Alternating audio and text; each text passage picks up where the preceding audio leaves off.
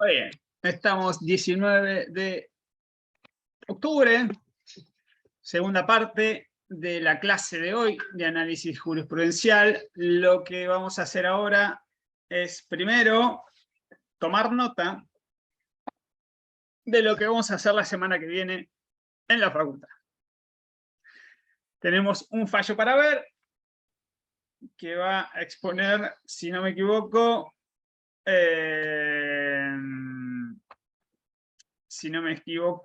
tenemos Fontevecchia, ¿sí? Pamela nos va a exponer Fontevecchia. ¿Está Pamela por ahí? Buen día, Pamela. ¿Cómo venimos con el fallo?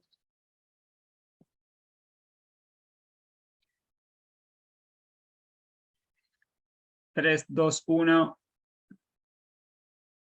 Si nos escucha, si está ahí en el espectro. Creo que bien, dice, creo que bien. Bueno. No sé si entró, pero no podía entrar, Pamela. Estábamos todos iguales, no sé si ella pudo entrar. No, sí, está ahí y pone, creo que bien. Bueno. La semana que viene lo que vamos a hacer en clase es un pequeño trabajito, juego, actividad, en base a los fallos. Así que les recomiendo efusivamente que este fin de semana se pongan a leer lo que les queda pendiente, si es que todavía le queda pendiente alguno de los fallos que ya hemos visto hasta aquí. ¿Está claro? Sí, profe pregunta, ¿el trabajito va a ser escrito o va a ser oral? Me quedé frisado. Hola, no se escucha. Hola. ¿El trabajito va a ser qué? Perdón. ¿Va a ser escrito o va a ser oral? Va a ser algún tipo de actividad donde tengan que poner en juego sus conocimientos adquiridos a lo largo de la cursada. La modalidad todavía no la pensé, puede ser escrito, puede ser oral, puede ser mixto, puede ser en grupo, puede ser individual. Algo vamos a hacer, pero es para lucirse, así que tienen que venir con todo fresquito, fresquito. ¿Estamos? Dicho lo cual, vamos al grano. ¿Estamos bien hasta acá? Cada vez somos menos. Este curso voy a terminar yo solito, tomándome a mí mismo. Está bueno eso. ¿Por qué tengo uno solo? Un momento.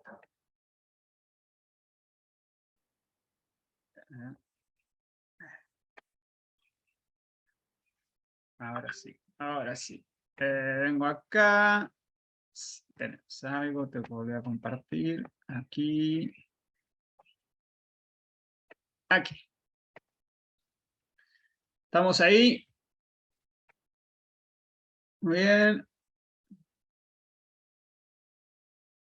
¿Qué pasó con el muñeco, Ricardo? ¿Qué pasó con el muñeco? Se cansó, me parece. Se cansó, se acabó una era. Bueno, gente, ¿qué vamos a hacer ahora? Vamos a hacer un balance de las últimas dos clases, donde vimos reglamentos. Reglamentos propios, reglamentos delegados, reglamentos de necesidad de urgencia. Para eso tenemos que entender, para darle marco a todo eso que fuimos viendo, tenemos que entender cómo funciona la división de poderes. Esto lo venimos viendo del principio de año. Tenemos que entender cómo son los controles cruzados, cómo son las facultades propias o de reserva, como vimos recién.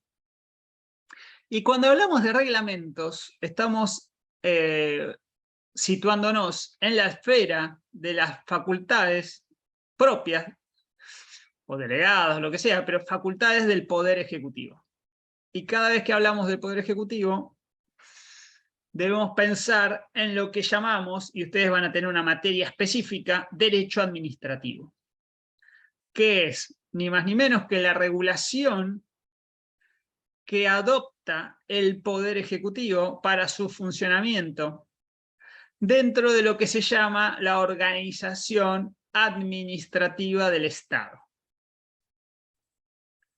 Cuando habitualmente decimos el Estado hace tal cosa, no hace tal otra, el Estado no le paga a los jubilados, el gobierno no hace las rutas ni los gasoductos, todo eso estamos hablando solamente de uno de los 3 poderes, ¿sí?, del gobierno federal.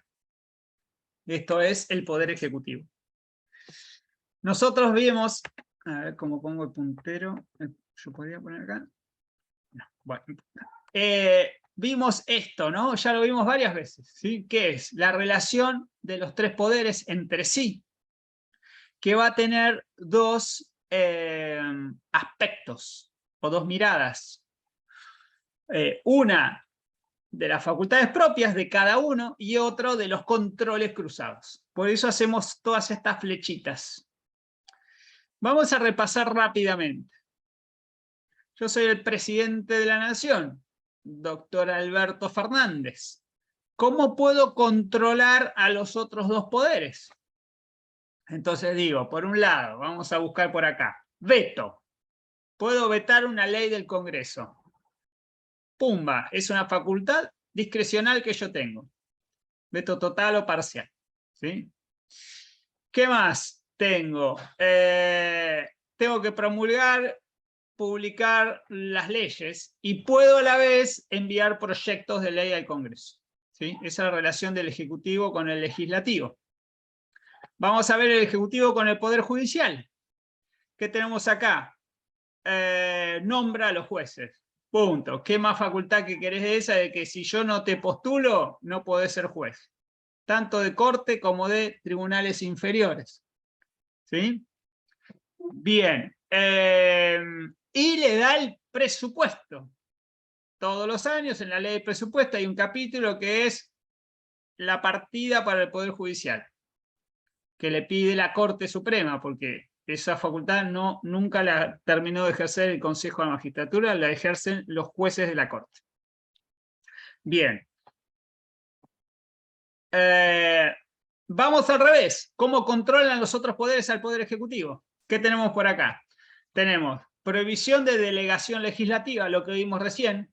Si el Poder Legislativo no le delegan una ley, el Ejecutivo no puede, por ejemplo, decir nada sobre los tributos y otras cuestiones.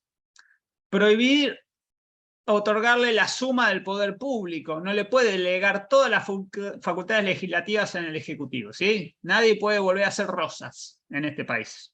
Sobre todo después de la reforma del 94, que estableció en el artículo 36 una serie de disposiciones al respecto.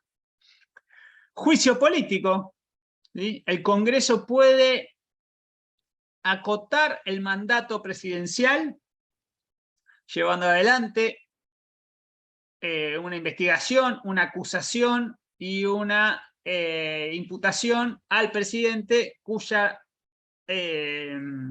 consecuencia final es la destitución.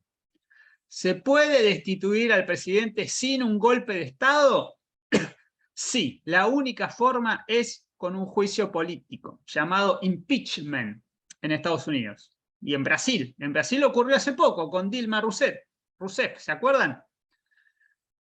Bien, esa es una gran herramienta de control, requiere muchos consensos en el Congreso, no es fácil lograrlo, pero ahí está. ¿Qué más tenemos? Bien, vamos acá. Poder Judicial. ¿Cómo controla el Poder Judicial el Poder Ejecutivo? Bueno, control de constitucionalidad. Esa es la herramienta básica, la espada de He-Man, el poder de Grayskull, ¿sí? Yo te invalido un decreto a través de un control de constitucionalidad. Y prohibición de... no, esa es una restricción. No puede revisar las cuestiones políticas no justiciables. No me voy a meter ahí, pero es una restricción, ¿sí? Bueno, vamos acá abajo, entre el Poder Legislativo y el Poder Ejecutivo. ¿Qué tenemos? Juicio político. También puedo destituir a los jueces de la Corte, de la misma manera que al presidente. Los jueces tienen el control de constitucionalidad sobre las leyes, lo que acabamos de ver recién con el fallo Camaronera. Que fíjense, fue al mismo tiempo de una ley del Congreso y de un reglamento del Poder Ejecutivo. Previsión de revisar las cuestiones políticas no justiciables, lo mismo, y acuerdo del Senado en el nombramiento de los jueces. O sea, vos no podés ser juez si estos dos poderes no se ponen de acuerdo antes. ¿Sí? Es una gran facultad. Y el Poder Legislativo a la vez puede sacar al Poder Judicial, a los miembros de la Corte, y para sacar a los jueces inferiores se necesita un jury de enjuiciamiento en el Consejo de la Magistratura. Bien, todos estos son controles cruzados, lo que solemos llamar frenos y contrapesos, ¿sí? En un sistema democrático donde es el poder como tal que tiene la institución Estado se divide en 3 estamentos que están a la par, ¿sí? Por eso siempre hablamos de funciones institucionales que tiene la Corte Suprema como cabeza del Poder Judicial, porque es uno de los poderes de la nación. Y esa división entre 3 poderes, establecida en el artículo 1 con el principio republicano, va a determinar cómo va a ser después esa dinámica, ¿no? Lo que la Corte va a estar todo el tiempo volviendo para establecer los contornos de esos límites de facultades propias y de controles cruzados. ¿Se entiende esto hasta acá? Sí, profe. Bien, me frenan, ¿eh? Cualquier cosa.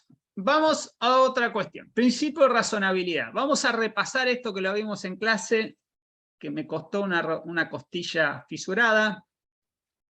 ¿Por qué lo traemos ahora a colación? Porque cuando decimos que el Poder Ejecutivo puede reglamentar, ¿sí? Primero promulga las leyes, pero después tiene la facultad de reglamentar esa ley, ¿sí? Un decreto propio del Ejecutivo de reglamentación, de ejecución de las leyes, ¿sí? Hay un límite, que es no alterar el espíritu de la ley con disposiciones reglamentarias. Lo encontramos en el artículo 99. Entonces ahí se pone en juego el principio de razonabilidad, que lo vamos a tener acá abajo. Bien. Cuatro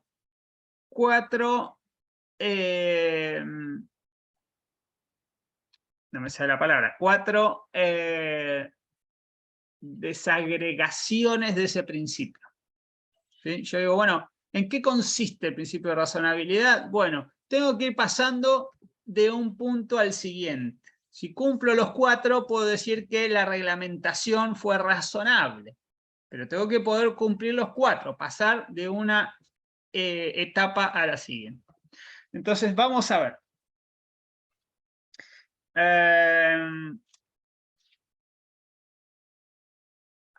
Primero, adecuación medios-fines.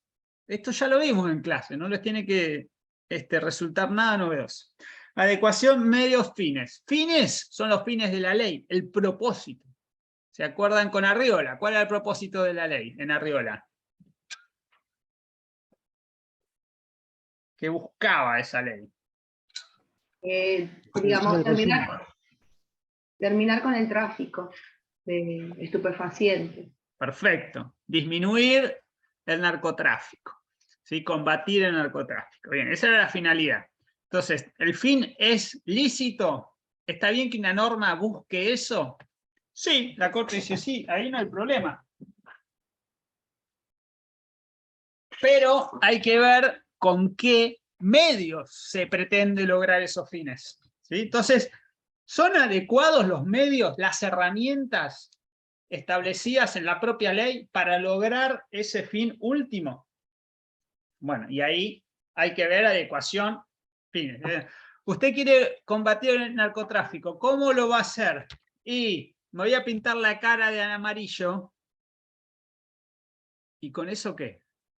Y voy a cortar la calle, ¿y con eso qué? Y voy a poner un impuesto a los cigarrillos. Bueno, no son medios adecuados para lograr el fin. Bueno, voy a controlar en las fronteras el tráfico de estupefacientes. Ah, eso sí es adecuado. Bueno, voy a revisar a los pibes de las plazas a ver si llevan cigarrillo o marihuana. Bueno, ahí estoy en un gris, ¿sí? Entonces, ese es el fallo Arriola. Pero bueno, primero es adecuación medio-fines. ¿Me sirve este medio para lograr el fin? Bueno, tal vez sí, tal vez no. Primer punto. Segundo punto, que el medio sea necesario para lograr el fin, no simplemente adecuado, sino necesario. Pues yo puedo decir, a ver, ¿cuál es la finalidad? Bueno, que haya más espacios verdes en la ciudad. Bueno, es una finalidad razonable, aceptable. Después de la pandemia, todos cuidamos los espacios verdes. Bueno, ¿y cómo lo va a lograr?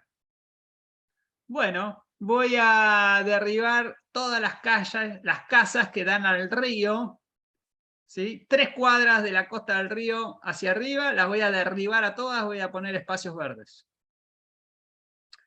Entonces, ahí la pregunta es, ¿y es necesario hacer eso, llegar a ese punto? Y usted va a expropiar, y usted va a pagar el precio, y usted, no, yo los voy a derribar directamente, voy con topadora, derribo todo y pongo espacios verdes. Entonces la necesidad es, ¿necesita llegar a ese punto usted para lograr ese fin? No solo es adecuado, porque si yo lo hago voy a conseguir más espacios verdes, pero ¿es necesario llegar a esa medida? Entonces, ¿qué quiere decir la necesidad?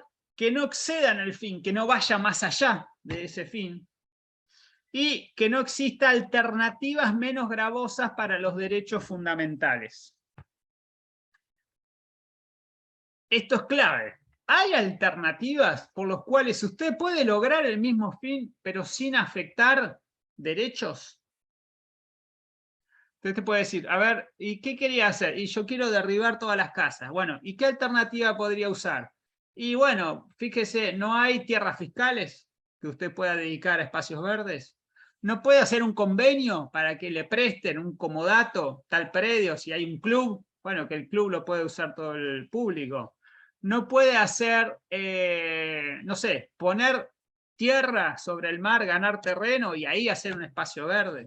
Buscar alternativas que no afecten, en ese caso era el derecho a propiedad, pueden ser otros derechos, ¿sí?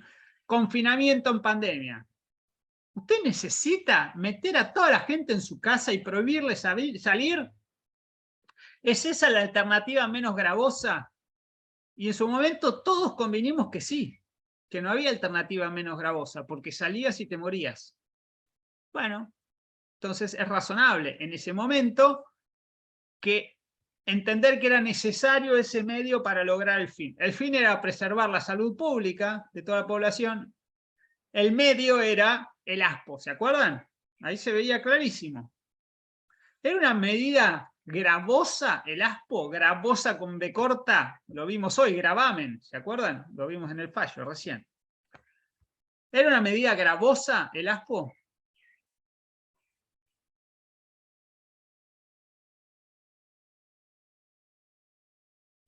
Un, dos, tres, llamando.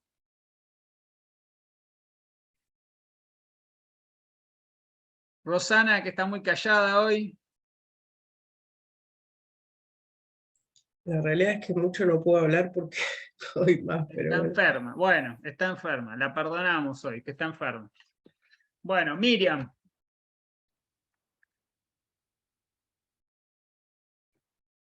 No lo sé. Piense, no tiene que saber nada, tiene que pensar, usted sabe pensar. ¿Era gravoso el ASPO, el aislamiento obligatorio? Pasa que no se tenía en cuenta al particular, sino una medida que abarcaba a todo el mundo. Y había gente que por ahí la pasó muy mal y no había mucha herramienta como para ayudar. En ese momento, para ese momento supongo que sí, pero digo, no lo sé, porque después se suponía que no era tan así. Pero mi Para pregunta ese es más momento, simple. no Mi teníamos pregunta es más otros derechos. simple. ¿Afectaba derechos esa medida? Afectaba derechos económicos, profe, pero era más importante los derechos a la salud de las personas. Pero el primer derecho afectado, ¿cuál era? La libertad. La libertad. La libertad. ¿Qué más gravoso que eso? Que no me dejen circular libremente. No hay nada más gravoso. No me dejan salir de mi casa. Estoy preso en mi casa. Tan simple como eso. Fíjense la gravedad. Tras cartón no puedo ir a laburar. Tras cartón, si no salgo de mi casa, no gano un mango. ¿Sí? Venía todo lo económico. Pero lo primero es que no me dejaban salir. A menos que fuese una actividad declarada esencial, no que la declaro yo, que haya una norma que la declare esencial. Entonces, fíjense la gravedad de la medida. Ahora, sin embargo, todos entendimos, y después lo validó la justicia, que era razonable, o sea, que era necesario ese medio para lograr el fin. Al menos en esa época, en los primeros momentos. ¿Sí? Después, cuando todo esto se extendió, ya empezamos a revisar la razonabilidad de la medida. ¿Me siguen hasta acá? Luego tengo la proporcionalidad. Puede ser adecuado el medio, puede ser necesario, pero después la proporcionalidad. Siempre traigo a colación esta figura que es muy gráfica, que es usar un cañón para matar un mosquito. ¿Puedo querer matar el mosquito y que eso sea razonable? Sí, porque me trae una peste. ¿Sí? ¿Es necesario matarlo? Sí, porque es el agente transmisor. Bueno, ¿necesito tener un cañón para matar un mosquito? Y no, te fuiste de mambo, te pasaste de largo. ¿Sí? Podés buscar alguna herramienta que no sea desproporcionada para el fin que uno está buscando. Entonces, la proporcionalidad con los medios, acá está hoy, es la ponderación. Tengo que medir, tengo que pesar, ¿sí? Costos y beneficios. ¿Cuánto gano y cuánto pierdo? No quien dispone la medida, que es el Estado, sino la población. Siempre esto está pensado para resguardar derechos fundamentales. Piensen, el ASPO es lo mismo que hablar de un estado de sitio. Estado de sitio declarado en una situación de emergencia, de conmoción interna, de ataque exterior. Esto está previsto en la Constitución, ¿sí? Y dice, no pone en juego los derechos fundamentales, ¿sí? Entonces, siempre hay que evaluar costos y beneficios. ¿Quién gana, quién pierde? Entonces tengo adecuación, necesidad y proporcionalidad. Ya tengo tres. Suponiendo que la medida es razonable, porque es adecuada, es necesaria y es proporcional, yo evalué alternativas, busqué la menos gravosa, ponderé costos y beneficios. Recuerden el fallo de la Corte sobre el ASPO, pero aplicado a las escuelas del AMBA, ¿no? Los niños no pueden ir a la escuela. Entonces, ¿había alternativas menos gravosas? ¿Podían ir un solo turno? ¿Podía ir los de la primaria y no los de la secundaria? ¿Podían ir pero no en transporte público? Bueno, eso es buscar alternativas que estuvieron en juego. Bien, pero después me llega la cuarta. La cuarta es como medio flu-flu, ¿sí? A mi modo de ver, no es tan clara como las anteriores, pero sepan que esto no está en la Constitución, no está en ningún lado, más que eso de no alterar, ¿sí? El espíritu. Es como una creación doctrinaria. Bueno, hay ciertos doctrinarios que le agregan un cuarto requisito, que es este: no afectación del contenido esencial, mínimo e irreductible del derecho reglamentado. En el ASPO lo que reglamentaban era el derecho a la libre circulación. Entonces uno tendría que buscar cuál es el contenido esencial, mínimo e irreductible, qué es lo menor que yo no puedo tocar de ese derecho. Entonces piensen, ¿dejamos a todo el mundo en sus casas? No, porque los esenciales deberían salir, Bien, ¿y por qué había algunos esenciales? porque son indispensables para la salud, o sobre todo para la salud de la población. ¿Por qué? Porque Y si porque si no, no la gente se muere, que es lo esencial de ¿Qué hay que hacer? ¿Qué es lo mínimo que hay que hacer para no morirse? ir al médico, tomar No, precauciones. no tanto, antes. comer. Alimentarse. Digo, los esenciales. Respirar y alimentarnos. Punto. Después vienen los médicos y me enfermo. Pero si yo soy una persona sana, lo mínimo que tengo que hacer es alimentarme. Entonces, ¿Cuál era el contenido mínimo, ¿sí?, de la restricción a la circulación? ¿Qué me dejaban hacer? Ir al supermercado, ¿A cuál? a los más cercanos. Al de cercanía. Entonces, ese Sí. era el mínimo que me dejaban hacer. Una vez por día, agarrá la bolsa de changuito y te vas 2 cuadras a la verdulería, a la carnicería y te vuelves a tu casa. Después, recuerden, en una segunda tanda, en otros países, no me acuerdo ya si acá se aplicó, te dejaban dar una vuelta a manzana, ¿se acuerdan? O salir 1 hora al día. Porque Sí, se acá vio también. que no solo necesito alimentarme, sino que necesito despejar mi cabeza. Entonces te permitían salir a correr a la vuelta a manzana, esas cosas. En Europa sucedió, no me acuerdo acá. Pero Acá eso sí es, se ponían a todos a hacer de ejercicio de la nada. ¿se acuerdan el Gente que primer día nunca que salía. dejaron correr en Capital? Salieron todos a las 8 de la noche a correr así como desesperados, todos los runners, mis colegas runners. Bueno, eso es el contenido mínimo e irreductible, según ciertos autores, ¿sí? Que menos que eso no se puede reglamentar, no se puede restringir. Todo esto es el principio de razonabilidad. Recuerden que cuando la Corte aplica inconstitucionalidades, declara inconstitucionalidades, lo suele hacer en base al principio de legalidad, si hay algún déficit en materia de competencia de quien dicta el acto, lo que veíamos hoy de delegación y esas cuestiones. Por ejemplo, un presidente que crea un tributo, ahí va a decir, usted no tiene competencia, ¿sí? Principio de reserva de ley, entonces falla la legalidad. Pero muchas veces la legalidad está salvada y lo que falla es la razonabilidad. Recuerden de vuelta, la restricción a los escolares para que vayan a las escuelas, la Corte lo que le dice es, no le dice, señor presidente, usted no puede dictar esta medida.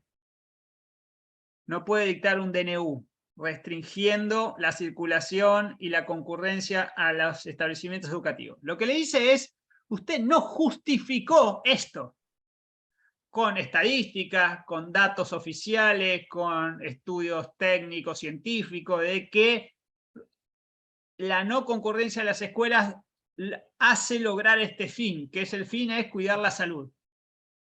O no pone en riesgo, ¿sí?, la salud pública. Eso es lo que le dice la Corte. Es decir, aplica un criterio de razonabilidad o falta de razonabilidad.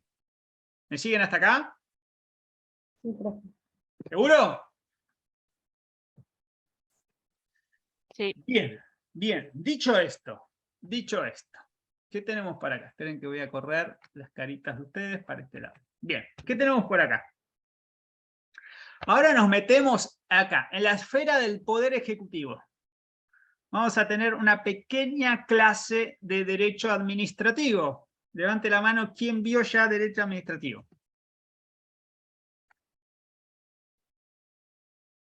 No. Ricardo dice que no. El resto no me prende la cámara. No, sé profe, si yo están no. diciendo que sí, que no. Miriam dice que no. Liz dice que no. Ale tampoco. Bien. Entonces, vamos a tener nuestra primera clase de derecho administrativo. Bien. El Poder Ejecutivo de la Nación, el PEN, ¿sí?, es unipersonal, ya lo vimos. Presidente o presidenta de la Nación, uno solo. Tiene 3 jefaturas en su cabeza. Cuando asume, le ponen la banda, a partir de ese momento se convierte en jefe supremo de la nación. Esto es una representación institucional. Puedo salir al mundo y decirle, yo soy el capo de tutti quanti de este país. En otros sistemas esto lo ejerce un rey, o en otros sistemas lo ejerce un presidente que a la vez tiene un primer ministro. Sea que haya rey o haya presidente, el primer ministro es esto que está acá, jefe de gobierno, ¿sí?, el que resuelve todos los días sobre la administración del país. Entonces, el presidente es jefe de gobierno y tiene la responsabilidad política de la administración general del país. Que esto, administrar el país, administrar el presupuesto de la nación, lo va a hacer en la diaria, en la práctica, lo hace el jefe de gabinete de ministros. Es el responsable de la administración. Pero el jefe político es el que tiene arriba, que es el presi, ¿sí? Pero acá con el jefe de gabinete lo que se intentó crear en el 94, en instancias de Raúl Alfonsín, de radicalismo, era una especie de primer ministro, ¿sí? Y que funcionara como fusible. Se va el primer ministro, cambia y el presidente sigue. Vieron que parece que el primer ministro, que el jefe de gabinete se vuelve a Tucumán. ¿Leyeron esas noticias, esos rumores? Bueno, parece que es así. ¿Vieron que se eligieron representantes en los estamentos del Consejo de la Magistratura en el día de ayer? Representante del estamento de los jueces. Sí, lo leí. Bien, bien, Miriam Arregui. Usted está atenta a la realidad. Presten atención a la realidad, sobre todo sobre los temas que vemos acá. ¿Sí? Se van a seguir eligiendo. Ahora tienen que elegirse los del Congreso. Y eso va a repercutir en las mayorías, oficialismo, oposición al interior del Consejo de Magistratura. Y eso después va a influir porque el Consejo de Magistratura, que está acá, Poder Legislativo, perdón, Poder Judicial, va a nombrar a los jueces y va a destituir a los jueces. Entonces, atenti con todo eso. Bien. ¿Qué más está diciendo? Acá, tercera jefatura. Jefe de las Fuerzas Armadas. Jefe mayor de las Fuerzas Armadas. Comandante en jefe de las Fuerzas Armadas. ¿Sí? Y cuando decimos de las Fuerzas Armadas, ¿son cuántas? ¿Tres? 3 Fuerzas Armadas. Bien. ¿Ya vieron 1985? No, no pude No. foto. Yo, No, la, profe. yo la quiero ver, pero me regalaron para el Día de la Madre el libro, porque se hizo en base a un libro. ¿Qué libro? Que se ¿El Nunca llama- Más? No. Cuando el poder Perdió el juicio. Ese es el Sí. libro de Moreno Campo, que escribió Sí, después. bueno, no sabía, me lo regalaron para el Día de la Madre, todavía no lo empecé a leer. Bien, muy bien. Lo escribió después, como la experiencia que él tuvo como fiscal adjunto.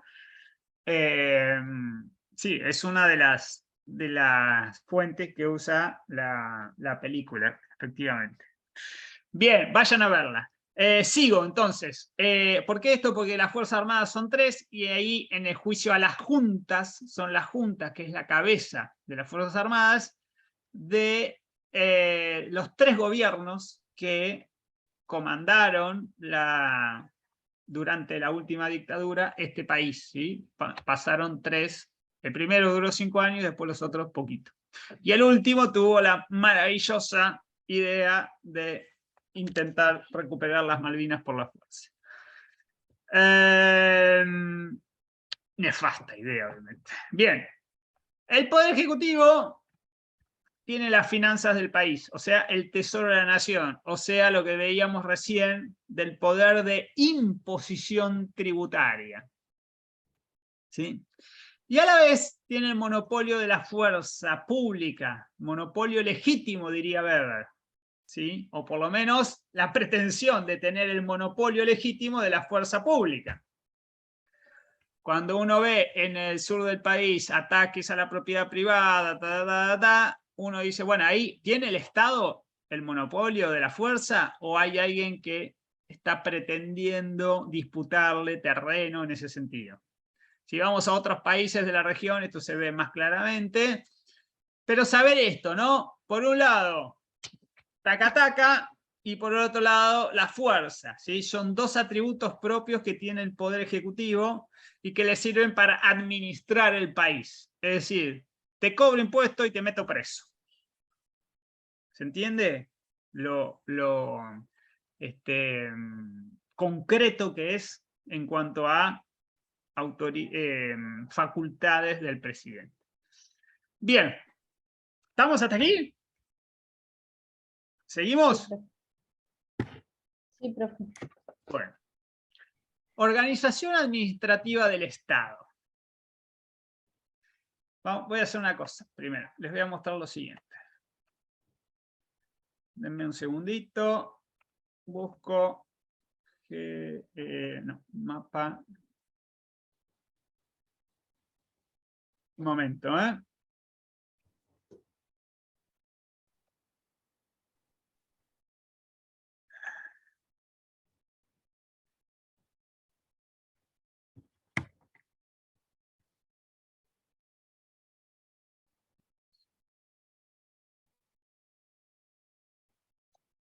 Acá, un momento.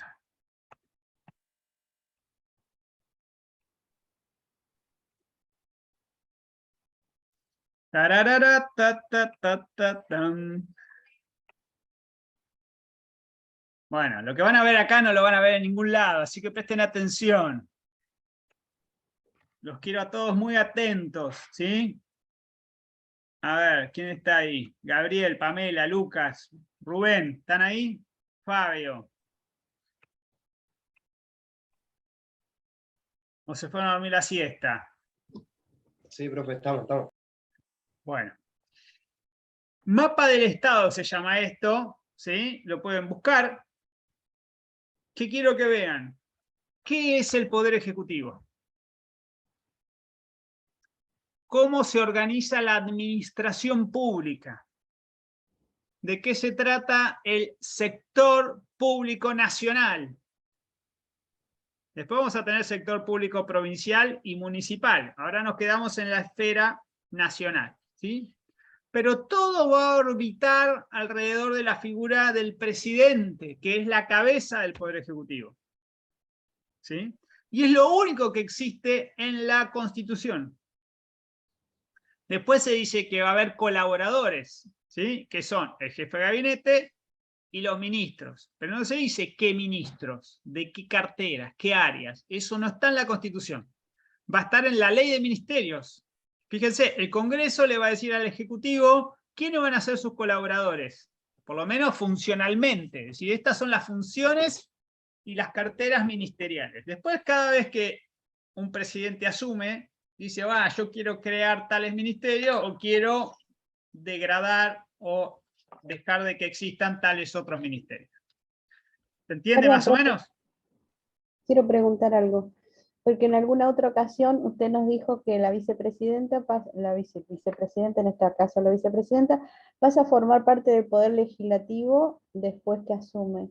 ¿Cómo Bien, sería ahí en ese vamos. caso? Buen punto, miren. Entonces, dijimos, la cabeza del Poder Ejecutivo es el presidente, y no solo es la cabeza, sino que el poder es unipersonal. Entonces, es el único que va a ejercer ese mandato. Cuando digo mandato, quiero decir que tiene un límite temporal. Es un representante del pueblo, lo elegimos en elecciones, a partir del 94 son elecciones directas, antes era con colegio electoral. Y una vez que lo elegimos, le damos un mandato para que nos represente por ¿cuánto tiempo? Por 4 años. 4 años. ¿Puede reelegir? Sí. ¿Puede reelegir? No. No. Después de que descanse un mandato, ¿puede volver? Sí. Bien. Eso es lo que puede hacer un presidente. Bien. Pero cuando elegimos al presidente, la fórmula que viene en la boleta de cada partido político va a tener 2 espacios, 2 caras, presidente y vicepresidente. A los 2 se los elige en la misma fórmula, no se vota por uno o por otro, no sacan diferentes votos, los votos son de la fórmula, es decir, se complementan, ¿sí? Y después va a ganar en primera vuelta o en segunda vuelta alguna fórmula de todas las que aparecen en las boletas válidas. La fórmula que gana se convierte en autoridad, ¿sí? Pero aquí pasa algo que tenemos que tener muy en cuenta. El presidente va y asume, puede ser en la Casa Rosada, puede ser en el Congreso, puede ser, no sé, imagino en la sede de la Corte Suprema, asume, le ponen la banda y empieza a ser presidente, a ejercer como presidente. El vicepresidente o la vicepresidenta, en ese mismo momento, ¿sí?, pasa a formar parte de otro poder, que es el poder legislativo. No como un legislador más, sino como un enviado del presidente, un colaborador del presidente en el otro poder, en una función relevante, que es dirigir el Senado de la Nación, presidir el Senado de la Nación. Y eso le da ciertas funciones específicas. Lo que vimos hoy, hablamos en un momento, el voto no positivo. Por ejemplo, desempatar si hay una votación emparejada, ¿sí?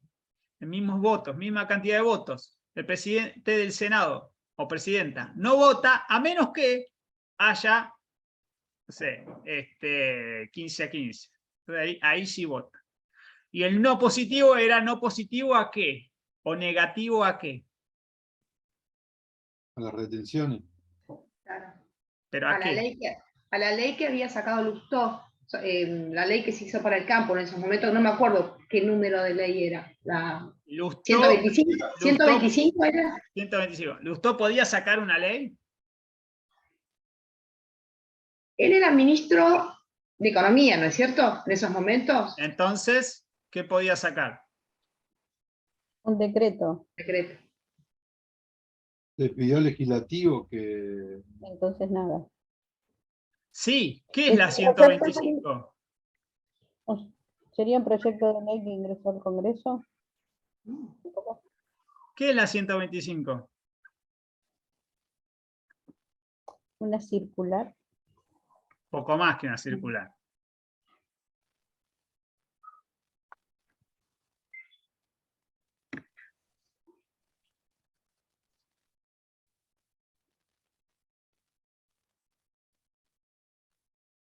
¿Qué emiten los ministros y ministras? resoluciones. Bien, resoluciones. La 125 era una resolución del Ministerio de Economía. Después que se armó todo el tole-tole del lockout y de que el país se puso pata para arriba, la presidenta, en ese momento esta vicepresidenta era presidenta de la Nación, envía al Congreso un proyecto de ley. Proyecto de ley. Y lo que se debatía en el Senado era si se convertía en ley ese proyecto de ley. Entonces el voto no positivo era no voy a apoyar la sanción de esta ley. ¿Se entiende? Así opero. Bueno, vuelvo. Entonces, presidente asume, vicepresidente lleva al Senado, y el presidente empieza a designar a sus colaboradores. En primer lugar, el jefe de gabinete de ministros. Es decir, va a haber un gabinete. Cuando escuchamos el gabinete, es el conjunto de los ministros, que tiene una cabeza, un primus inter pares, porque es un ministro más, pero con una función de coordinación de todos los ministros. ¿Sí?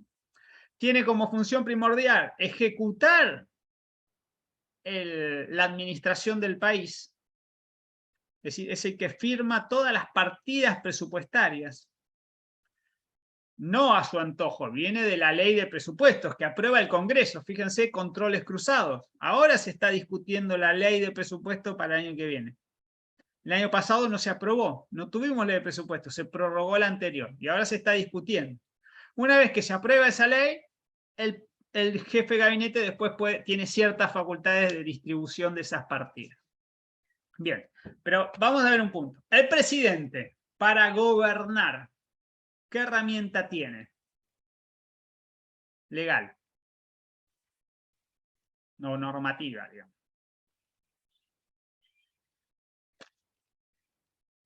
¿Qué dicta el presidente? Proyecto de ley. Proyecto de ley la manda al Congreso, pero él propio, ¿qué dicta?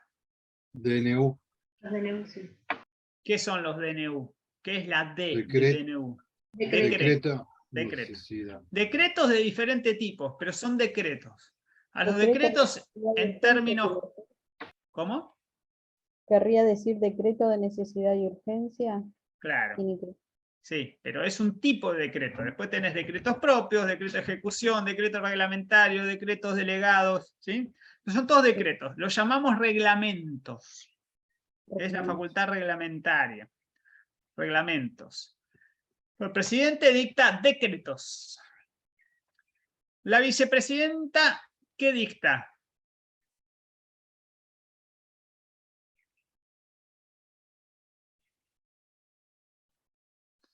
¿Dicta algo?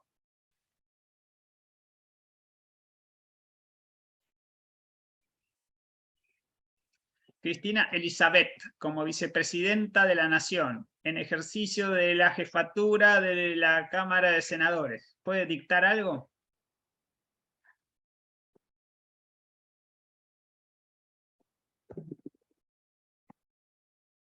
¿Sí o no? Yo creo que no.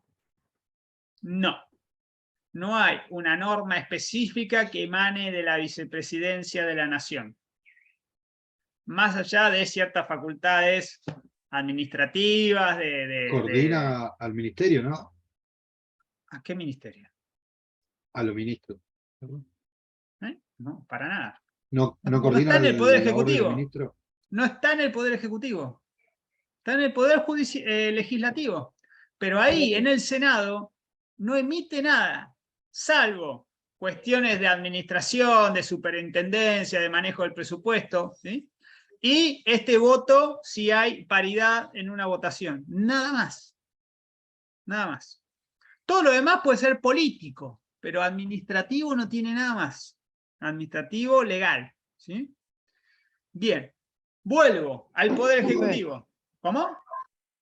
¿Puede emitir decretos cuando reemplaza al presidente por alguna licencia? Sí, esa está buena, me olvidaba. Puede reemplazar al presidente, puede volver al Poder Ejecutivo en caso de ausencia, por licencia, por viaje al exterior, por enfermedad, lo que fuere. Ahí sí, puede ejercer temporalmente la presidencia de la Nación y ahí emitir dictámenes. Saben que yo fui, una vez fui nombrado en una función pública por vudú. ¿Saben por qué? Porque no estaba la presidenta. Exactamente. Cristina era presidenta, se había operado de no me acuerdo qué cosa en la cabeza, y el vicepresidente, que era vudú, asumió la presidencia y efectivamente emitió decretos. ¿Sí? Ahí sí, en ese reemplazo sí se puede hacer. Es ponerse en el lugar del otro. Y por destitución, como dijo la compañera, como dijo Miriam. Sí, ahí está la ley de acefalía. Si se destituye al presidente, si se muere, si le pasa algo, asume el vicepresidente. Si le pasa algo al vicepresidente, ¿quién asume? El primer senador. ¿Sería? No es el presidente de la Cámara de Diputados. Perfecto. O sea, ¿quién estaría hoy en tercer lugar en la línea sucesoria? En segundo en la sucesoria, ¿no? La ¿Quién pregunta sería? también tenía que ver que si ¿Cecilia Moró? cuando se produce la ley de Cecilia acefalía, Moró, muy bien. ¿Cuándo se produce qué? cuando se produce la ley de acefalía, como decía usted, ¿termina cuando termina el mandato o tiene un plazo? No, si termina el mandato no hay acefalía. Ahí hay cambio. No, a ver, falta cierta cantidad de tiempo para que termine el mandato. Quiero decir si sigue el reemplazo o se llama a elecciones nuevamente, ¿cómo es? No entiendo el punto. En el caso de que Moró asumiera porque la cabeza del poder no está y ni la vice está, termina el mandato de Fernández, por ejemplo, los 4 años, o se vuelve a Sí, elecciones. Esa es siempre la pregunta. se complementa el mandato. En principio se complementan. Vale, termino esto. Y el tercer lugar es el presidente de la Corte Suprema. ¿Sí? O sea, fíjense, me voy primero a un poder, primero vicepresidente, o sea, ahí opera la fórmula. Si no está el presi, el vice. Si no está el vice, me voy al poder legislativo, pero a la Cámara de Diputados nuevamente, porque es la representación del pueblo. Y si no está el presidente de la Cámara de Diputados, porque también renuncia por lo que fuere, me voy al presidente del otro poder, del Poder Judicial. ¿Entiende cómo funciona la República? Ahora, si hay un momento de conmoción, recuerden 2001, empiezan todo como papa caliente, nadie quiere agarrar, y ahí la herramienta que hay es una asamblea legislativa. Se reúnen las dos cámaras del Congreso juntas y ahí designan, no hay una votación del pueblo, ellos designan, los representantes del pueblo designan quién va a ejercer la presidencia. Y eso ocurrió en 2002, ¿quién asumió? Dualde. Duhalde. ¿Qué era?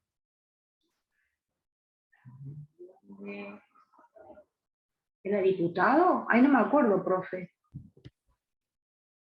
Senador. Senador. Senador, era senador.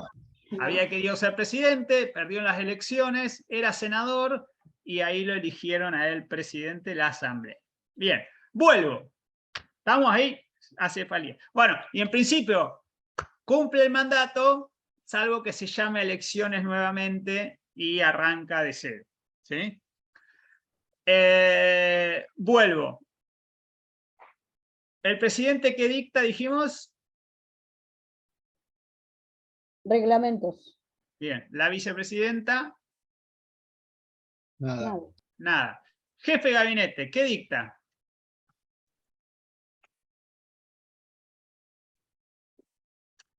En el ASPO era muy importante, porque era el que te dejaba salir o no salir. Decía qué actividades eran esenciales y cuáles no.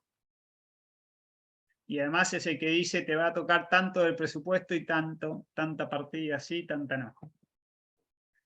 ¿Cómo se llaman esos actos administrativos?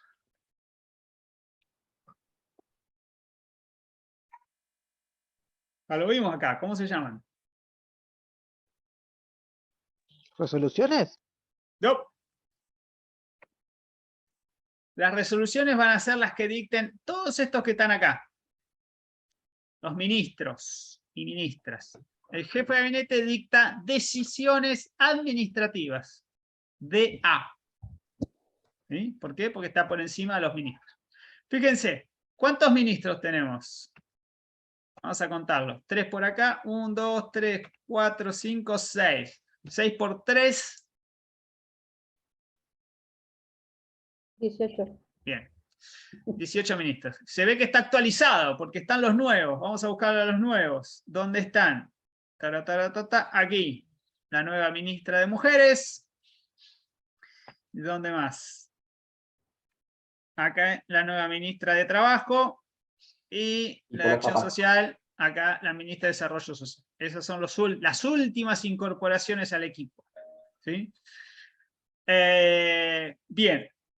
Estos ministros son colaboradores del presidente. ¿Tienen mandato? ¿Duran un plazo en el cargo? El presidente los cambia cuando a él le parece. ¿No es así? ¿Están a tiro de qué?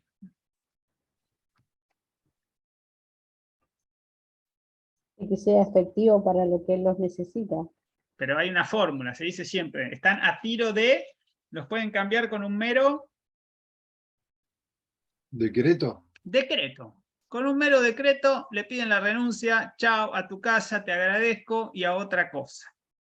Si te agradezco, a veces ni eso. ¿Sí? Es decir, cuando asumen junto al presidente, lo hacen aspirando a estar los 4 años, pero por mal desempeño o por cuestiones políticas te pueden sacar en cualquier momento. ¿Qué hay debajo de los ministros? A ver si por acá lo vemos. No, vamos a venir acá. ¿Me siguen hasta acá? ¿Están ahí o se fueron a pasear? Sí. Bueno, ¿qué hay debajo de los ministros? Lo siguiente. No, esto no, esto es lo mismo. Un momento. ¿Dónde estaba? Ahora sí. Ahí vamos. ¿Qué hay debajo de los ministros? Todo esto hay debajo de los ministros. Miren. ¿Y los viceministros? Miren esto. Chan, chan, chan, chan, chan, chan, chan, chan, chan. Vamos a ponerlo más grande. ¿Cómo se llama esto? Administración Pública Nacional. ¿Sí? ¿Ven? Administración central, organismos desconcentrados, autoridades superiores. Entonces vamos a ver esto. A ver, esperen que los tengo que correr a ustedes. Bueno, fíjense esto. Vamos a poner un poquito más grande. Yo tengo presidencia, vicepresidencia, jefatura de gabinete. Si yo vengo para acá, voy a encontrar que hay algunos organismos que dependen directamente del presidente. Secretaría de Comunicación y Prensa, Asuntos Estratégicos, Legal y Técnica y la Secretaría General. Fíjense que acá aparecen los nombres, por ahí les suena. ¿Sí? Gabriela Cerruti, que se la llama la vocera del gobierno. Marcó del Pon, Asuntos Estratégicos, acá estaba Belis. Legal y Técnica, Vilma Ibarra, abogada que ve todos los decretos antes de que salgan. Y la Secretaría General, Vito Velo, que es como la mano derecha. Después tenemos Consejo de Coordinación de Políticas Sociales, Oficina Anticorrupción y la Procuración del Tesoro, Carlos Zanini, el abogado del presidente. Todo esto depende directamente de Presidencia de la Nación. No pasa por el jefe de gabinete ni por ningún ministro. ¿Se entiende? ¿Se entiende o no se entiende? Sí, profe. Bien. Luego, ¿qué tengo? Del jefe de gabinete, que está acá, van a depender directamente algunas estructuras que no son ministerios. ¿Sí? Por ejemplo, vamos a empezar por acá. Esperen que corro esto. ¿Qué tengo? Una secretaría propia de gabinete, ¿sí? Que maneja él directamente. Olmos, asuntos parlamentarios, o sea, la relación con el Congreso, temas presupuestarios, temas institucionales. Después tengo unidades de asesores, Secretaría de Gestión de Empleo Público, todo lo que hace a la administración de los empleados públicos. Luego, innovación, temas tecnológicos. Aquí, relación con la sociedad civil. Aquí, medios de comunicación. La Secretaría de Medios es muy importante. Y Secretaría de todo lo de las drogas. ¿Vieron que hablábamos la otra vez del Cedronar? Todo eso depende del jefe de gabinete, está acá. Y cuando veíamos Arriola y coordinación administrativa. Bien. Luego, a ver cómo desprende esto. Bueno, acá no se ve. Pero si yo hago así, un momento, lo pongo chiquitito. No está acá, pero debería haber una flecha que de la jefatura de gabinete caiga a cada uno de estos raviolcitos que son los ministerios. ¿Sí? Porque todos los ministros dependen del jefe de gabinete. ¿Se entiende? 1, 2, 3, llamando. Sí, profe. Bueno, ahora vamos a ver al superministro. ¿Quién es el superministro? Massa. ¿Y por qué es el superministro? ¿Es jefe de gabinete? No, porque abarca, supongo que estas que se está mostrando. Se le delegaron muchas funciones. ¿Le delegaron? Entonces- No, nadie le delegó nada. Las asumió por la ley de ministerio. Asumió estructuras que antes eran ministerios en sí mismos y ahora las acaparó, ¿sí? Como responsabilidades propias. Vamos a ver, ¿qué tiene el jefe de gabinete ahora? Solo se llama Ministerio de Economía, pero adentro tiene muchas cosas. Tiene una jefatura de asesores, tiene Hacienda. Hacienda es el tesoro, o sea, donde está la plata del país. Presupuesto, ingresos brutos, AFIP, y todo el tema de coparticipación federal. Luego, Secretaría de Política Económica, la macroeconomía. Macroeconomía, hablamos tasa de interés, tipo de cambio, todas esas cuestiones. o el dólar, si es algo menor en este país. Después, Secretaría de Finanzas, el financiamiento, o sea, la deuda pública. Acá está, fíjense, toda la deuda. Luego tengo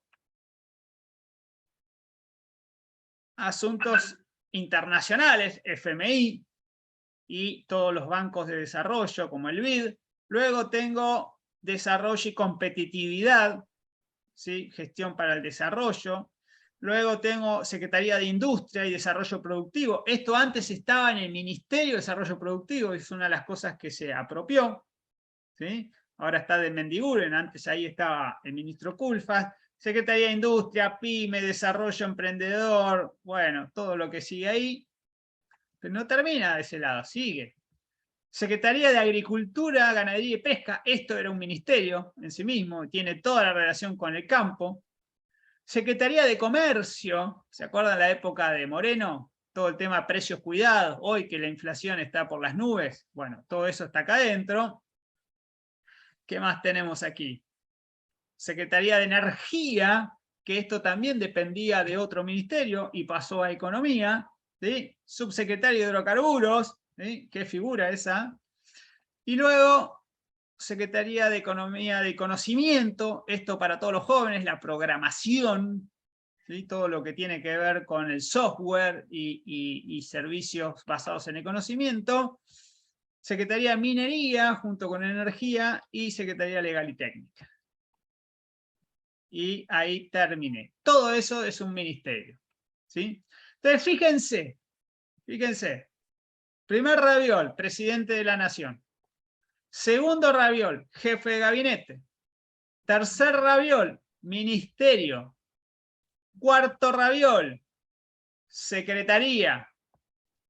Quinto raviol, subsecretaría. Y dentro de una subsecretaría, ¿qué vamos a encontrar? Una dirección nacional. Sexto raviol. Debajo de una dirección nacional vamos a encontrar una dirección simple. Y luego una coordinación.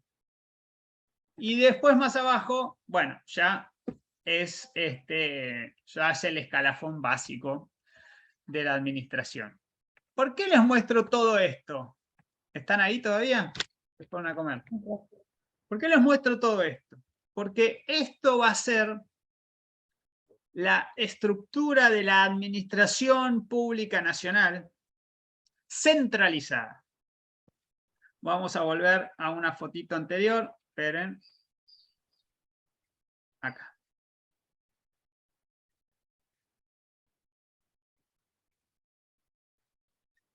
Cuando uno viene acá, se encuentra con que me van a hablar de organismos desconcentrados, organismos descentralizados y otros entes del sector público nacional.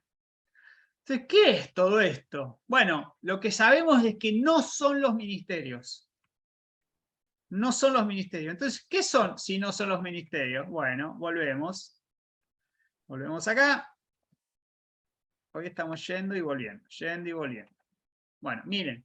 ¿Qué tengo por debajo de los ministerios, o por el costado, o por arriba, o por algún lado? Esto que está acá.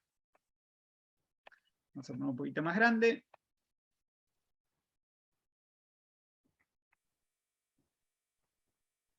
Bien, fíjense, descentralizados, sociedades del Estado y otros entes del sector público nacional. El concepto es este, sector público nacional. Para el que le interese y estudie derecho administrativo, el sector público nacional está descripto normativamente en la Ley de Administración Financiera 24.156, artículo 8º. Ley de Administración Financiera y de los sistemas de control del sector público nacional, AGN y SIGEN, ¿sí? Una ley del año 92 de la época de Caballo, para hacer caja única y recaudar. Bien, en ese artículo 8º se describe el sector público nacional. ¿Y qué se va a decir? Va a estar la administración central, ¿qué es eso? Presidente, jefe de gabinete y ministerios. Va a estar la administración descentralizada y después van a venir las empresas y sociedades del Estado y después van a venir los fondos fiduciarios, o entes públicos no estatales, por ejemplo, el Colegio de Abogados, Colegio Público de Abogados, vieron que ya lo vimos en la otra clase, todo eso va a estar ahí abajo.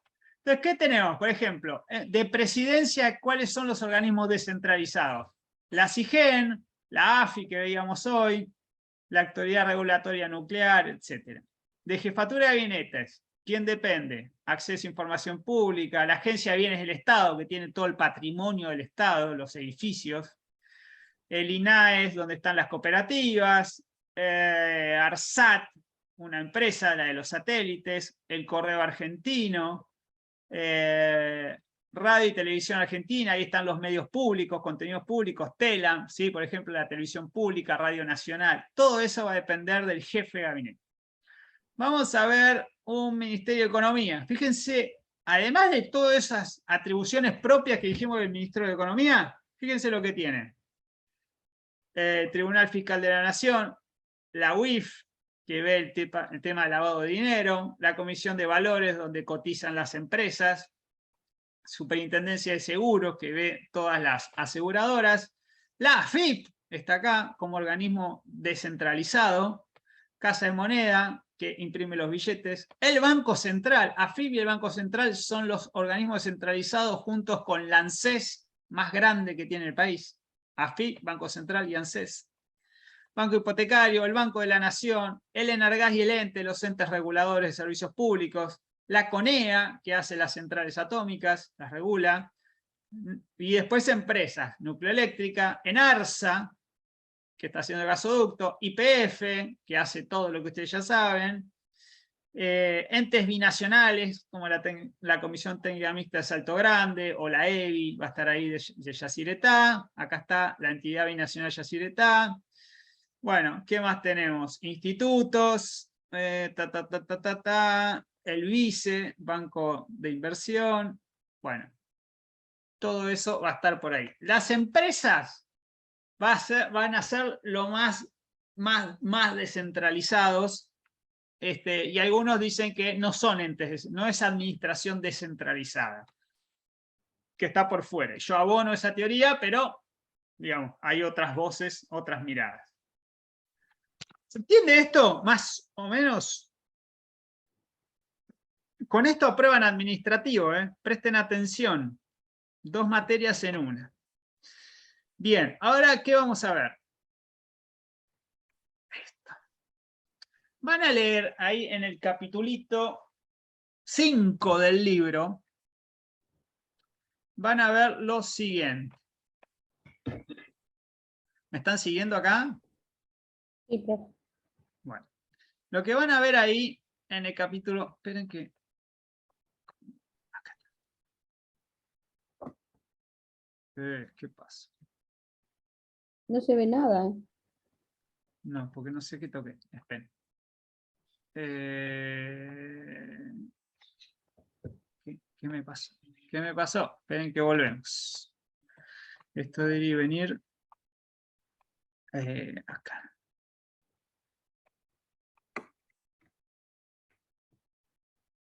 Pero ¿dónde te fuiste? Un momento.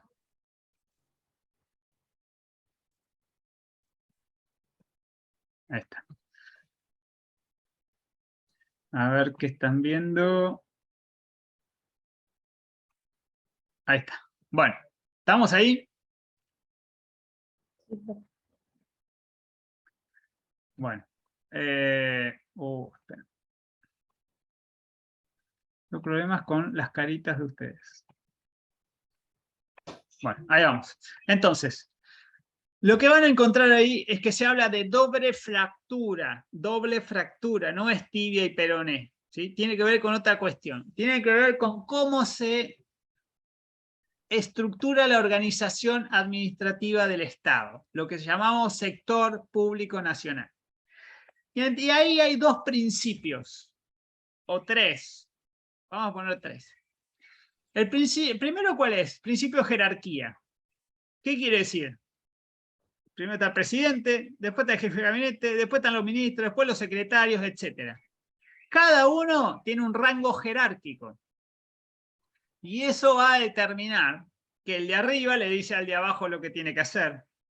que el de arriba se puede abocar a lo que está haciendo el de abajo, que si el de arriba te pide la renuncia, el de abajo se tiene que ir, que el de arriba puede revisar los actos del que está abajo, ¿sí? En las facultades de revisión, etcétera, etcétera.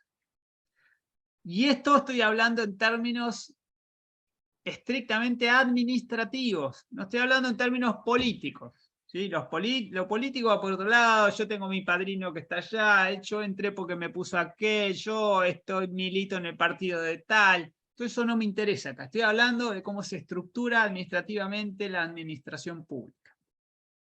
El principio de jerarquía habla de estamentos, de niveles, ¿sí? Ese es uno. Pero después tengo otro principio, que es el de especialidad. El de especialidad es un principio material. Yo tengo una especialidades por materia, es decir, mi función va a alcanzar a estos temas. Solo me puedo dedicar como ministro de turismo a estos temas. No puedo dictar resoluciones referidas a temas de seguridad nacional o de defensa. El turismo no se dedica a la defensa, no tiene que ver con las Fuerzas Armadas. El turismo no se dedica a el agro. Eso se lo dejo al de agricultura. Y el de turismo no se dedica a promoción industrial. ¿Se entiende? Entonces yo voy a tener, por un lado, jerarquías y por otro lado, como vimos ahí, los ministerios, cada uno se aboca a algo. ¿Sí? Después hay y eso va a hacer que los actos administrativos que dicten, que son resoluciones, puedan atravesar el viso de legalidad a partir de tener entre sus fundamentos el, ¿cómo se llama? El requisito, haber cumplido el requisito de competencia. La competencia para dictar un acto tiene que ver con la jerarquía, con que lo dicte el órgano jerárquico que está autorizado, pero también por la especialidad. Yo soy competente para regular una materia, aunque no lo soy para regular a otra. Las dos materias las regula la misma jerarquía, por ejemplo, ministerios. Pero un ministerio se dedica a una cosa, otro ministerio se dedica a otra. ¿Sí? Entonces, yo tengo que mirar dos cosas, tema jerárquico y tema funcional material. Después hay otro principio, acá no está, que es el de cooperación. No quiere decir que son todos compartimentos estancos. Muchas veces los ministerios trabajan en conjunto porque las temáticas no son así tan digamos, partibles, ¿no? No son así encapsulables. Entonces a veces tienen límites que se tocan. Entonces, bueno, ¿quién va a regular esta temática? Y lo regula, imagínense, en la pandemia. Bueno, lo sacaba el jefe de gabinete junto con el Ministerio de Salud y podía ser con el Ministerio de, no sé, con Migraciones. ¿Por qué? Y porque estaban viendo cómo ingresaban los extranjeros al país. ¿Qué le ibas a pedir? ¿Se acuerdan? Había que hacer ¿cómo se llama? Los test de COVID, no sale el nombre, y después había que hacer ya me olvidé todo eso, la cuarentena. Alguien me pone en el chat. Turismo y transporte, efectivamente, turismo y transporte, dice Ricardo, muchas veces van de la mano, efectivamente. Bueno, entonces, esta doble fractura tiene que ver eso, con los principios, cómo se organiza la administración. Los vuelvo a mirar a la cara. Díganme si entienden, si esto les sirve, si vamos bien, si vamos mal. Sí, profe, se entiende, es denso. No sé cuando cursemos administrativo, porque yo entiendo que para cursar administrativo tenemos que haber tenido esta, que es la anual, porque la otra es anual de tercero. Entonces, como que exigían tener esta. Yo por eso no la hice, pero ya me estoy imaginando a lo que me voy a enfrentar. No, hay que tener acceso a la justicia. Ah, bueno, sí, yo la tengo esa, pero no, pensé que tenía que hacer sí o sí la anual de segundo, que es esta que me había quedado pendiente después de la CB, porque la había empezado a cursar, pero la tuve que dejar a esta. Ale, ¿vos cómo lo ves? Que ahora hubo un cambio de plan, pero antes era como decía Liz, antes. Yo cuando la cursé tenías que meter primero análisis jurisprudencial para después poder hacer derecho administrativo, pero ahora análisis pasa a estar en cuarto año y administrativo va a estar en tercero. Así que es como dice Gali. Bien, ¿y esto lo ven en el administrativo? Sí, sí, ves. Todo ente, órganos, no sé, todo lo que tiene que ver con decretos, tenés un montón. Lo que es la Corte Interamericana, te hacen leer muchos textos de Kelly. Y nada, derecho administrativo es como que ves todo el Estado en su máxima expresión, ¿no? O sea, las resoluciones, de cómo llevar un expediente, cómo armar un escrito. Es una materia que si la sabes agarrar a tiempo es de las mejores. Bien. Dicho lo cual, vamos a meternos de lleno en un repaso de todo lo que vimos en las últimas clases. Fíjense, reglamento de ejecución, reglamentos propios se suelen llamar, reglamento delegado y reglamento de necesidad y urgencia, los famosos DNU. ¿Sí? Son tres tipos de reglamento que puede dictar el Poder Ejecutivo. ¿Se entiende qué vamos a repasar? ¿Dónde estamos metidos? ¿Sí? Sí, profe. Acá el primer eje ¿es una facultad propia o hay una prohibición para ejercer esta actividad? Los reglamentos de ejecución es una facultad propia del Poder Ejecutivo. Los reglamentos delegados están prohibidos. Estoy hablando de la regla, ¿no? La regla. Y los DNU también están prohibidos, ¿sí? A menos que veamos lo que pasa después. Pero en principio están prohibidos, ¿sí? La regla es no se pueden dictar DNU. Acá debería decir prohibido. Control del Poder Legislativo. Una vez que se dicta el reglamento, ¿hay un control del Congreso? Los reglamentos ejecutivos no. Nadie los controla. Los reglamentos delegados sí. La comisión bicameral permanente de control de los reglamentos delegados y es la misma comisión que va a controlar los DNU. O sea, el primero no, los otros dos sí. Una vez que se emite el decreto, tiene que ir al Congreso para su validación. Control por el Poder Judicial. ¿Pueden los jueces y la Corte en última instancia controlar el contenido de los decretos? Primero la legalidad y después la razonabilidad. Sí. Los tres casos con el control de constitucionalidad. Fíjense, aparece acá. ¿Sí? O sea, puede controlar esto. Salvo lo que dijimos hoy medio a la pasada, las cuestiones políticas no justiciables. Pero en principio se puede controlar los tres tipos de decretos. Luego, fuente normativa. ¿Cuál es el fundamento legal de estos decretos? ¿Dónde encontramos la habilitación al Poder Ejecutivo? Bueno, reglamento de ejecución en el 99, inciso 2, que reglamenta las leyes y las ejecuta. ¿Sí? Las publica, las hace cumplir, etc. Los reglamentos delegados, lo que vimos hoy, artículo 76, que nos contaba Sebastián, y la declaración transitoria número 8. ¿Sí? De ahí que vamos a ver que está prohibido para el PEN, pero en determinadas circunstancias lo puede hacer. Lo mismo que para los DNU, también está prohibido, pero en el 99, inciso 3, dice en qué condiciones podría darse excepcionalmente un DNU. ¿Se entiende hasta acá? 99.2, 76, 99.3. No confundir estas fuentes. Bien, condiciones. ¿Qué requisitos se le imponen al Poder Ejecutivo para poder dictar estos tipos de reglamentos? Para el reglamento ejecutivo, o propio, o de ejecución, tiene que existir una ley que hay que reglamentar, básico. Y luego que esa reglamentación no altere el espíritu con excepciones, ¿sí? Lo que vimos recién del principio de razonabilidad.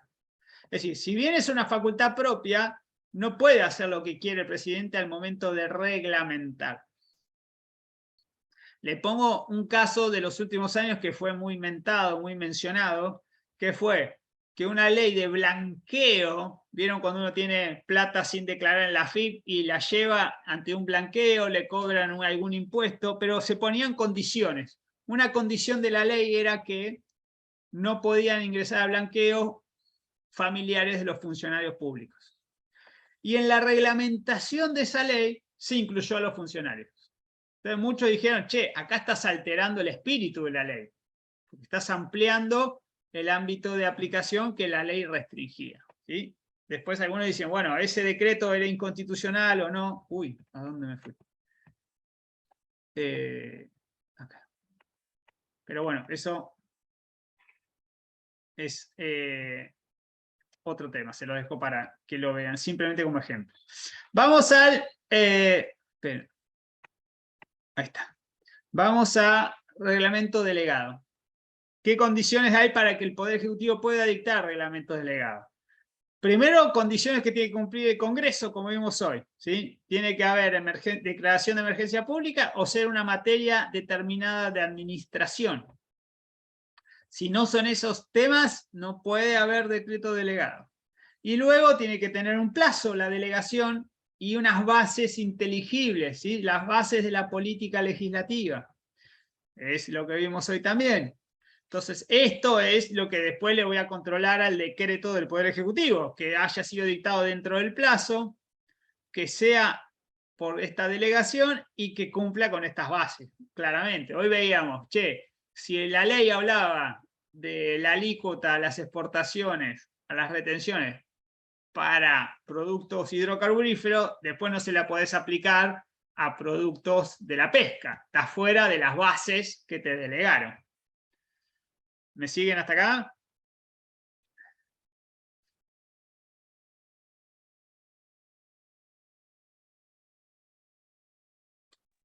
¿Se Sí, fueron a profe. comer ya? Sí, profe. Menos Estamos. mal que está Miriam, porque si no, me sentiría más solo que peleé el día del amigo. Bueno, DNU.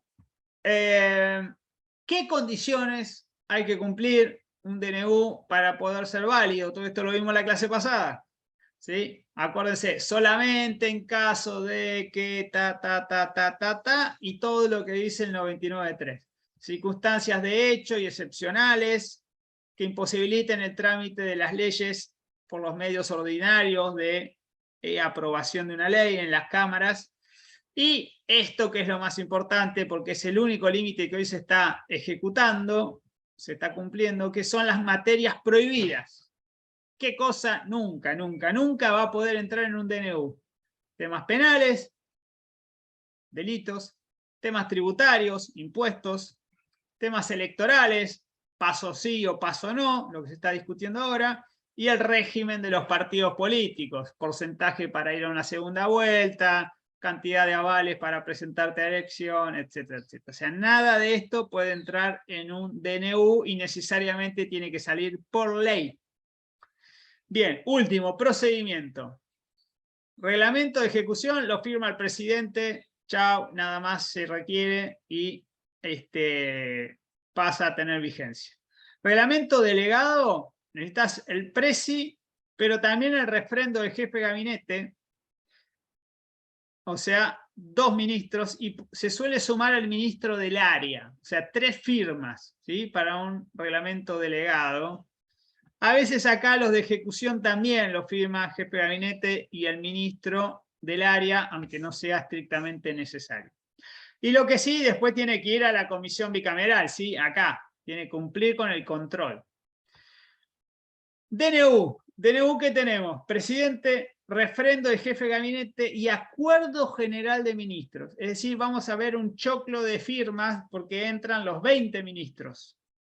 Presidente, jefe de gabinete y ministros. Todos esos tienen que firmar. Ahora es electrónico, antes era presencial. Entonces tenías que ir a meter el ganchito para que el DNU pueda salir. Pero con esto no alcanza, porque después, en 10 días, hay que llevarlo a la comisión bicameral y después está la ley que regula cómo tiene que ser ese trámite en la comisión. Recuerden, el DNU es válido apenas se firma, ¿sí? Y requiere doble rechazo de las dos cámaras para que deje de ser válido hacia el futuro. Bien, este cuadrito se me lo estudian de memoria porque está todo ahí detallado. Bien, dudas, consultas, preguntas.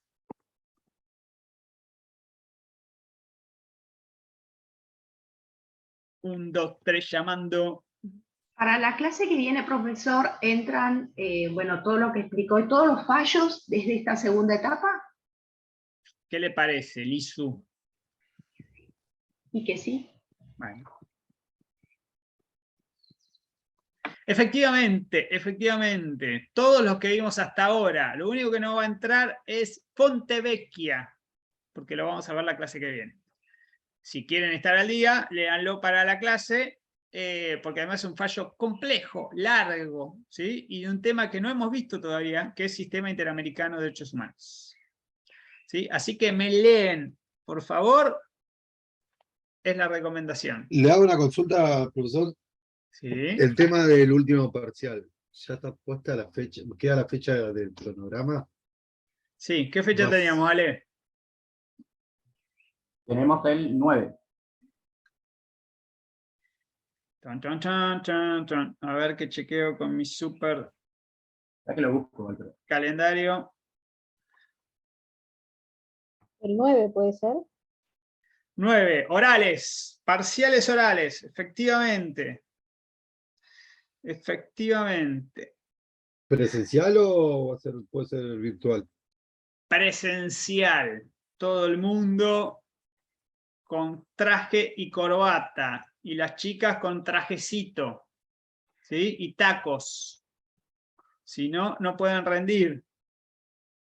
¿Está claro? Gracias. ¿Me los Gracias, compra, profesor. por favor? Sí, Por- se los compro. He tenido alguno que vino en musculosa a rendir. Son un desastre mis estudiantes de un PAS. Desastre. Me vienen Yo con voy a ir el muy escudito River, contento. esas cosas. ¿Cómo? Perdí mi vacación. Que yo voy a ir muy contento por perder mis vacaciones, mi viaje. ¿Por qué perder tus vacaciones? Nada, se me dio de unos pasajes que me regalaron y nada, Y era esa semana. bueno, tenés un gesto de buena voluntad con tu madre, con tu tía, con tu vecina o con tu esposa que la maltratás peleándole por los impuestos.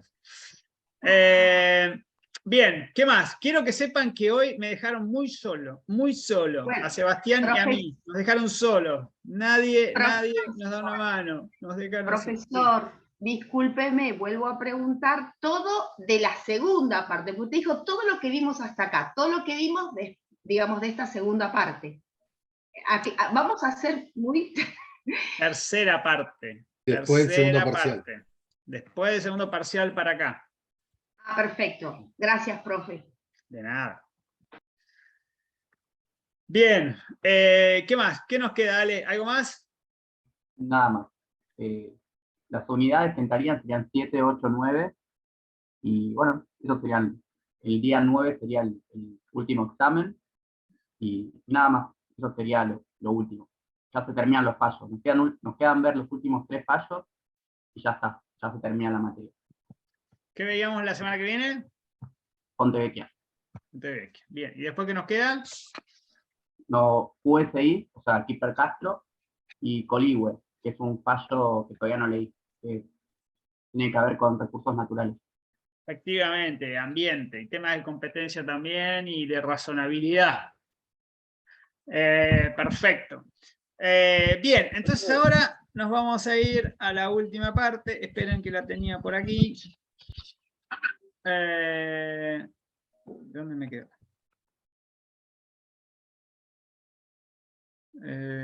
Se me fue. Esperen que la recupero. Esto no era. Sí, lo escucho. Acá. ¿El trabajo de la semana que viene es con nota o simplemente conceptual? ¿A usted qué le parece? No sé, por eso le pregunto. Usted dijo que iba a ser un juego como para practicar algo así, si yo no mal recuerdo. O sea, a ver, la clase que viene, que dijo que íbamos a hacer una cosa especial, etcétera, etcétera, que no sabe cuál va a ser la modalidad, si oral o escrita, dijo que era como a modo de repaso, como un juego, entonces por eso no me queda claro. O sea, esto es como son como 2 exámenes, la semana que viene y el otro, el que va a tomar el 9 de noviembre. El juego de calamar se llama. El que no aprueba lo aniquilamos desde arriba del pabellón. Va a ser con nota determinante para el acceso a el tercer parcial, porque estoy reescribiendo los estatutos docentes y del alumno de la facultad. Entonces, quien no apruebe queda estrictamente e ipso facto eliminados de la cursada por mera voluntad discrecional de mi parte. ¿Puedo hacer eso, Alejandro? Sería arbitrario. Categoría sospechosa. I got the power. Bien, vamos. Ítalo Calvino. ¿Le suena? Italiano. Sí, creo que de origen era de otro lado, pero vivió toda su vida ahí, en San Remo, si no me equivoco. Gran observador, tiene muchos cuentos, libros. Uno que se llama Las ciudades invisibles. Y de ahí vamos a sacar un pequeño texto muy chiquito que se llama El infierno. ¿Sí? Entonces, de Ítalo Calvino en Las ciudades invisibles, El infierno. Dice así: el infierno de los vivos no es algo que será. Existe ya aquí y es el que habitamos todos los días, el que formamos estando juntos. 2 formas, 2 hay de no sufrirlo. La primera es fácil para muchos: aceptar el infierno y convertirse en parte de él hasta el punto de dejar de verlo ya. La segunda es arriesgada y exige atención y aprendizaje continuos. Buscar y saber quién y qué en medio del infierno no es el infierno, y hacerlo durar y darle espacio. Ítalo Calvino, El infierno, las ciudades invisibles. Señoras y señores, no los aguanto más. Nos vemos la semana que viene. Nos vemos. Nos vemos, profe. Paro de grabar.